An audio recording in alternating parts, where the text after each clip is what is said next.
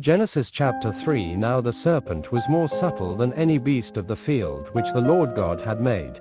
And he said unto the woman, Yea, hath God said, Ye shall not eat of every tree of the garden? And the woman said unto the serpent, We may eat of the fruit of the trees of the garden. But of the fruit of the tree which is in the midst of the garden, God hath said, Ye shall not eat of it, neither shall ye touch it, lest ye die. And the serpent said unto the woman, Ye shall not surely die. For God doth know that in the day ye eat thereof, then your eyes shall be opened, and ye shall be as gods, knowing good and evil. And when the woman saw that the tree was good for food, and that it was pleasant to the eyes, and a tree to be desired to make one wise, she took of the fruit thereof, and did eat, and gave also unto her husband with her, and he did eat. And the eyes of them both were opened, and they knew that they were naked. And they sewed fig leaves together, and made themselves aprons. And they heard the voice of the Lord God walking in the garden in the cool of the day. And Adam and his wife hid themselves from the presence of the Lord God amongst the trees of the garden. And the Lord God called unto Adam, and said unto him, Where art thou? And he said, I heard thy voice in the garden, and I was afraid, because I was naked, and I hid myself. And he said, Who told thee that thou wast naked? Hast thou eaten of the tree, whereof I commanded thee that thou shouldest not eat? And the man said, The woman whom thou gavest to be with me, she gave me of the tree, and I did eat. And the Lord God said unto the woman, What is this that thou hast done? And the woman said, The serpent beguiled me, and I did eat.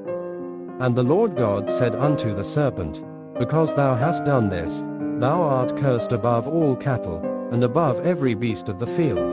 Upon thy belly shalt thou go, and dust shalt thou eat all the days of thy life. And I will put enmity between thee and the woman, and between thy seed and her seed. It shall bruise thy head, and thou shalt bruise his heel. Unto the woman he said, I will greatly multiply thy sorrow and thy conception.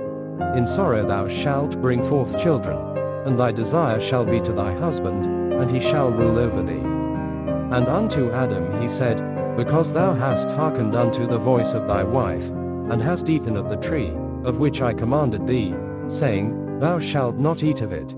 Cursed is the ground for thy sake. In sorrow shalt thou eat of it all the days of thy life. Thorns also and thistles shall it bring forth to thee, and thou shalt eat the herb of the field.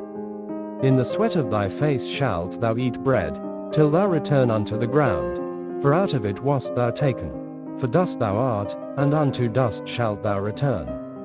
And Adam called his wife's name Eve, because she was the mother of all living. Unto Adam also and to his wife did the Lord God make coats of skins, and clothed them. And the Lord God said, Behold, the man is become as one of us, to know good and evil. And now, lest he put forth his hand, and take also of the tree of life, and eat, and live forever. Therefore the Lord God sent him forth from the Garden of Eden, to till the ground from whence he was taken. So he drove out the man. And he placed at the east of the Garden of Eden cherubims, and a flaming sword which turned every way, to keep the way of the tree of life.